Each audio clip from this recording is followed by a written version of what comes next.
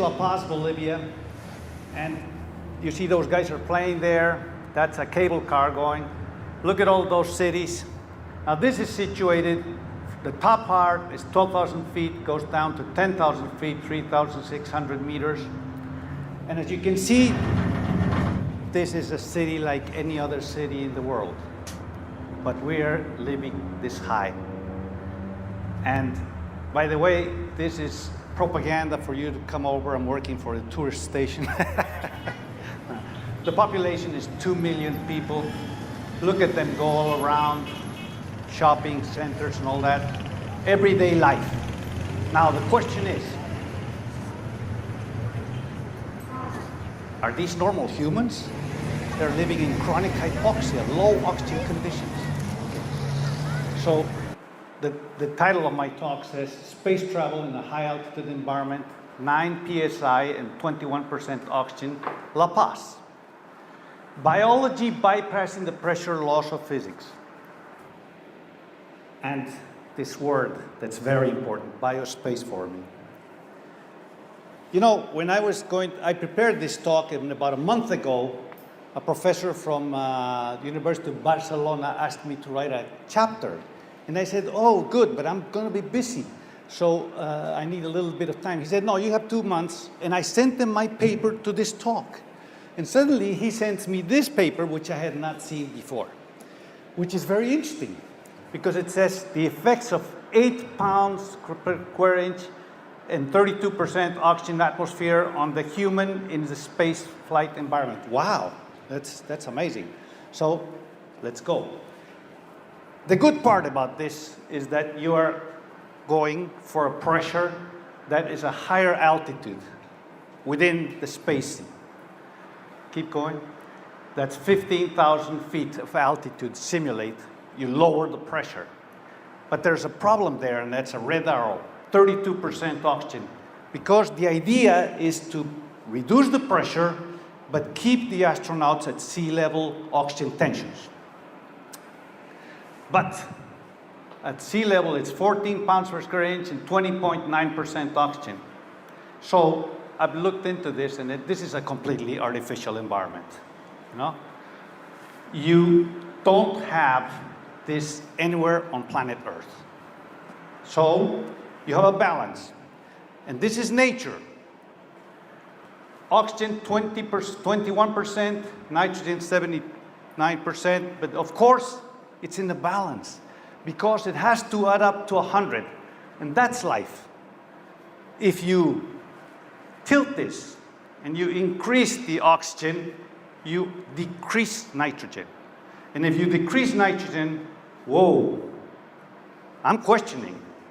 This can put the life of beings in space in peril. And I'm going to explain why. Keep going. 2 factors have been overlooked, carbon dioxide and hemoglobin. Now, I don't know if this is being established already in NASA, but it's good that I can give you this new thought about these things, a second consideration. So you see, La Paz is at 3,500 meters, and at sea level you have 98 millimeters of mercury, which is normoxia for all of you right now. If we take blood gases, we measure your oxygen, you have 98. If you guys have, right now, one of you has 60 millimeters of mercury, you're going in intensive care right away because that's too low for you. But for me, no, this is chronic hypoxia. I have been living here for over 53 years. I was born at high altitude, so this for me is normoxia. It is normal. In fact, coming down here, for me, is hyperoxia. And if I mess up here, it's because I have a little brain edema from too much oxygen. Believe me, it's true. Keep going. That's hyperoxia. Keep going. So at sea level, you have this oxygen pressure of 98, PaCO2 of 40, and you have an hematocrit of around 42, which is related to hemoglobin. And in the city of La Paz, with all that population that I've shown you, you have a pressure of 495 millimeters of mercury, which is 1/3 the pressure of the atmosphere, and you have oxygen tension of 60, and you have a carbon dioxide of 30. We already have 10 millimeters less of mercury of carbon dioxide. This is crucial, believe me. It's amazingly crucial. So, and of course, if you go up really fast, you will have acute mountain sickness, haze, maybe some of you will have, which makes all the people from all the physiologists of sea level fear of hypoxia. There's a fear, tremendous fear. But if you go up slowly, what happens is you adapt. You have adaptation. Look, if you go slowly, then after a while your hematocrit raises, your more hemoglobin, and then you have a remarkable adaptation to chronic hypoxia, which we call adaptation. And this is the city of La Paz. You already saw that. In the altitude cities of the world, we are defeating hypoxia. We don't worry about hypoxia as much as you guys do. We really don't. We're used to it. So, you see hypoxia up there, and I can punch it and get rid of it. That's why I wanted a Mac presentation, because it's a lot cooler. It falls down in pieces. But chronic hypoxia, for us, is a normal condition, okay? So, under this normoxia of altitude, why not have astronauts go in those conditions? That's the proposal here. Now that really scares a lot of sea level physiologists. Everybody says, you are crazy.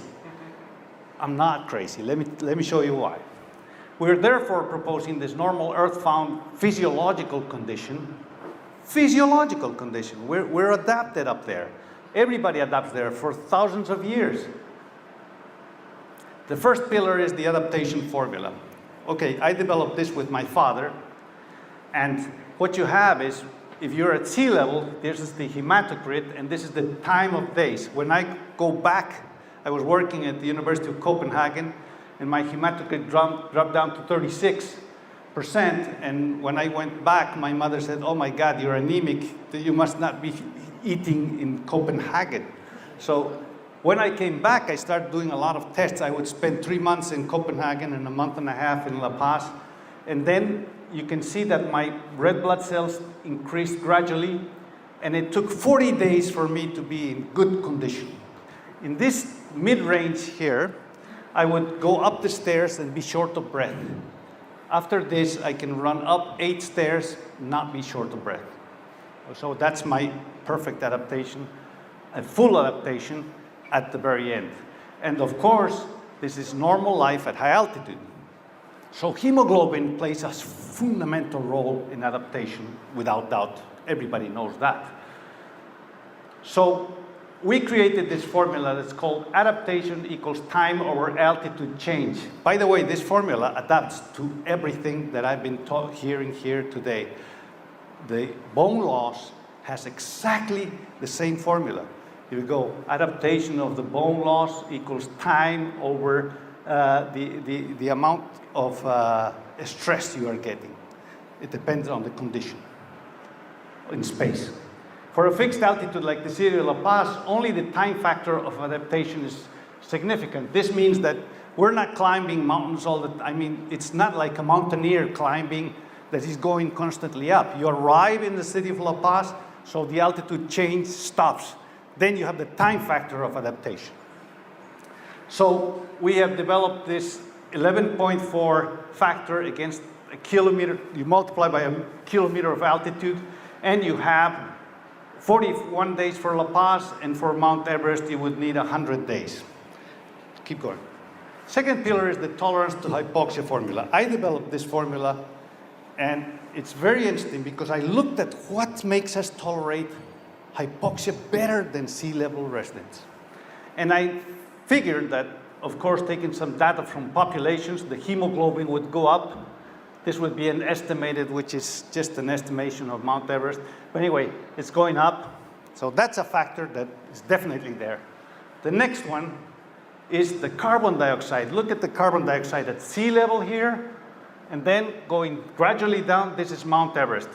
You see how it goes down? That's a fundamental thing. So from those two, I developed this tolerance to hypoxia formula or equation, where we have tolerance of hypoxia, hemoglobin on top, and arterial carbon dioxide tension on the bottom. In other words, the higher the hemoglobin, you tolerate better hypoxia. The higher CO2, you don't tolerate it. The lower it is, and that's what happens at high altitude, you tolerate much better. And then there's a constant factor that I can't explain how I got it, but let me show you what happens when this is ventilation and oxygen transport. When you're on the summit of Mount Everest or on mountains, these factors play crucial things. These factors allow for the tolerance to hypoxia in our criteria. And look, this on Mount Everest, you can see that it's 7 times more tolerant to hypoxia. People have climbed to the summit of Mount Everest without oxygen. Recently, a woman climbed with no oxygen. That's the explanation. Please go. Third pillar, life is successfully carried out under chronic hypoxia at the city. That's it. You saw that already. So look at that city. You have to come over. Longevity at high altitude. You know, I asked for some data from the longevity table, from the local registration of citizens, and it turns out that this, like a guy like this has been told, has lived to 123 years at high altitude, 4,100 meters. And then they checked, it was not right. It was only 116. So, keep going. This is a guy. Keep going. And this happens all the time. I keep hearing people that are over 100 at high altitude. And so this is the lower part of the Bolivia, Pando, and then I increase in altitude in meters all the way to Potosi, where the highest city is at 4,100. And look at this tendency for longevity, people older than 100. If you look at the older than 90, we have that. Of course, there's a beautiful city called Sucre. They have great wine there. So that's probably why they have much more longevity there. This is all divided by the population. And you see, this city and this city have 2 million inhabitants each. And this is at 416 meters, and this one's at 3,800 meters. Look at the difference between the 100 years old and over 90. Big differences. In my criteria, this is due to better tolerance to hypoxia.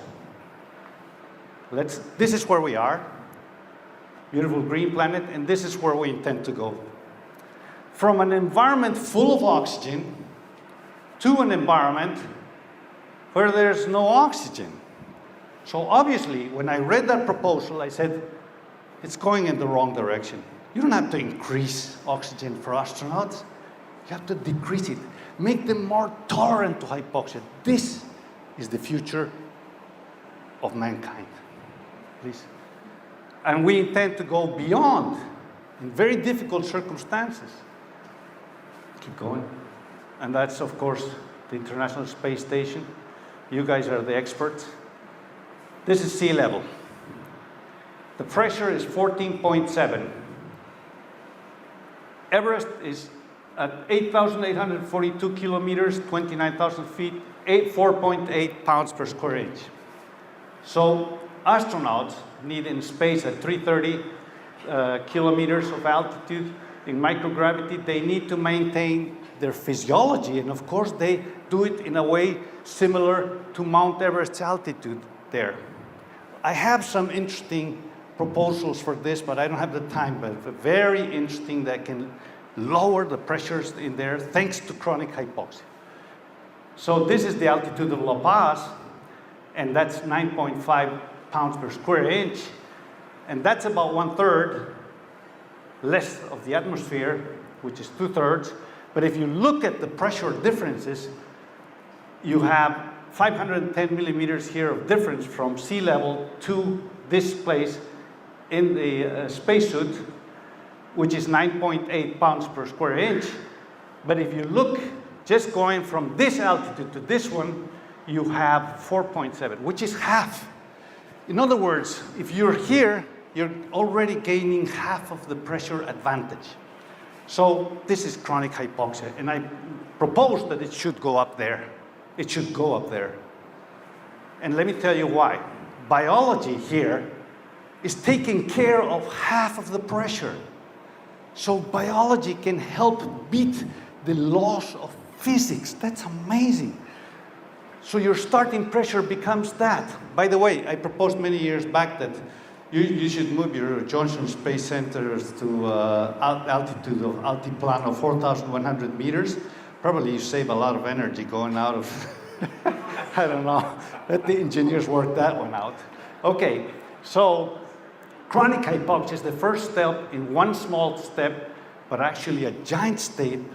Biology becomes a tool that bypasses the pressure laws of physics. And it's totally in a physiologic manner. It implies a complete change of mind frames. Chronic hypoxia is sustainable and even leads to longevity. So it becomes such a practical tool for an important biospace forming. Now this word, I created it thinking of what's going on, and these talks here were very stimulating to me. I feel very honored to be, and obviously I thank Alan for this beautiful opportunity to be here to express these ideas. But it's also been a great stimulus for me to be here. And Professor Dorta, I have to thank you also for allowing me to be present. And let me tell you, biospace forming is life, biospace forming. And I created this word because I think it's the adaptation of all living beings on Earth to space. And of course, in Spanish. And I think that we are struggling to keep humans in space as if they were in the playas of Varadero, okay? That's comfortable, that's nice, but I think reality, we have to be more realistic. So, when I wrote the paper, which I'll give you a link, the day it was published in India, it's about space travel, and I wrote the biospace forming. I said, oh, maybe somebody has already thought about this. So I looked it up, and I was the only one. So that was pretty comforting. It's not that way anymore. This is my father. He's the guy that gave me all that you're seeing here while I'm exposing to you. He was a physiologist. He's working with dogs' hearts. And he discovered that the dogs' hearts of high-altitude dogs were much more resistant than the sea-level dogs' hearts. This is our hypoxic adaptation chamber where we do studies in our institute. This is where the llamas are walking around Sahama, and we carried out a soccer game at 6,542 meters on top of this mountain to show you we survived. There you are, 6,500. Nobody died, 20 minutes per side. Sea level residents have one crucial disability. So you guys, you live with full of oxygen, and that's like you are lazy. You're not facing up to the challenges of survival. And so I think you have a poor tolerance to hypoxia. We are well prepared because we are forced to do it. We have adapted to it. But let me tell you, I'm a physician, and I treat a lot of the embassy people, even the American embassy and many embassies in La Paz. And a lot of them, when they come to La Paz, they're afraid to come to high altitude, but after they're there several years, they are very happy. Their children used to have asthma at sea level. They go up there, they don't have asthma. They really are adapting very well. In fact, the consul of the American embassy is a great runner. He's doing triathlon. He's doing this Ironman stuff at high altitude. This is my father. He proposed, and Alan knows about this, man can adapt to any altitude, even the summit of Mount Everest. He proposed this. This was a very bold idea because people only lived up to 5,000 meters, and so all sea level physiologists said that's the highest you can survive. But he proposes, at that time, that no, it's not that way. It really is different because we see patients that have heart disease, have lung disease, and they live up there. babies are born with the pressure of Mount Everest, oxygen tensions, you know? So they tolerate it amazingly. So all of you have been in the womb and on the top of Mount Everest with the oxygen levels. So you're prepared. And this is, let me tell you, I was a visiting professor at the University of Copenhagen between 2004 and 2008. And the Professor Paul Eric Powell, I was working with, he said, Gustavo, you know, this university should give you a degree because we made really good papers. They're very top trending now in our areas. Some of those papers are being used, have been adopted for the, I developed some nomograms to correct acid-base status at high altitude, and the Colombians use it regularly, which is really nice. And I worked all this with him. But let me tell you, most of you must be thinking, this guy, when he's talking about the other paper, he's looking into the idea, and he's kind of he's a copycat of that. Well, it goes the other way around. This was presented in 2007. In fact, in that dissertation that I prepared by invitation, I said hypoxic environment and space vehicles. Extravehicular mobility units could benefit from a lower oxygen tension, less pressure difference with the space capsule, and additionally more autonomy. I proposed all that. You know what happened? I got rejected. So he signed that. Look at this. And he says it cannot be recommended, it can be accepted. And look what he says, the relationship to space travel is awkward and not explained as to why this is relevant to high altitude hypoxia, because in space, the atmosphere of space cabin is similar to that of sea level on Earth. The effects of spaceflight on the erythrocyte volume are caused by weightlessness, which has nothing to do with high altitude benefits. The postulated benefits for astronauts reducing the cabin pressure or breathing before flight seems totally unfounded, very theoretical. So I flunked, okay? But I didn't copy the idea. Keep going. So this was published in 2013. Keep going. You know, after I got rejected, a German company called me and said, can we publish your dissertation? I said, sure, publish it. They got it from the University of Copenhagen, and they published it. And this is published in 2010, and it was written in 2007. So this is proof that I have been talking about these things. Maybe somebody else was thinking about these things, but I had to tell you what really happened.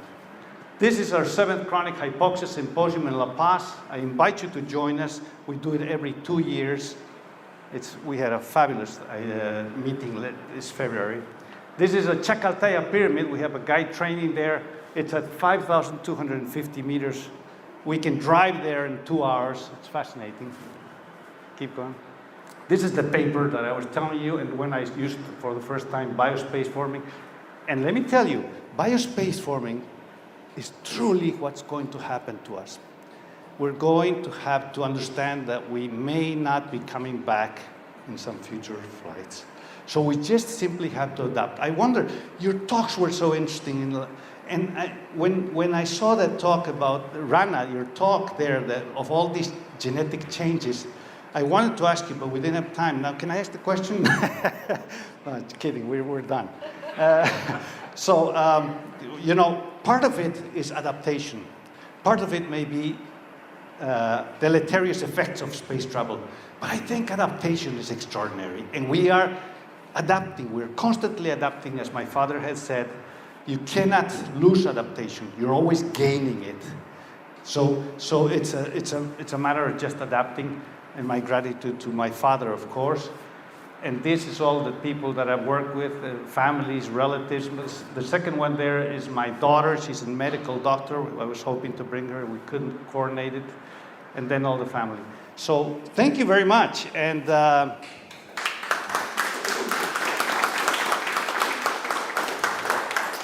want to give this to it's a little book, a memory of my father, to Professor Dorta. And all of you, please, you're welcome to have one of those. I wrote that the night he passed away, so may have some mistakes. Oh, yeah, if we have just one let's say 30 seconds, just to give you a glimpse of what that was at 6,542 meters. It's a world record. They played this game and you see them running around. One of the balls went into the goal and went down the mountain. And press said it went down to sea level, but actually it was only to the base of the mountain. But it was a successful feat of how we adapt to hypoxia. This is 6,542 meters, less than 8 psi. Okay, thank you. Gracias. Thank you very much. So I think we can have more discussions of this on the beach. Yes. Yes, sure. No problem. Oh, gracias, Dr. Torta. Thank you very much. Muchas gracias.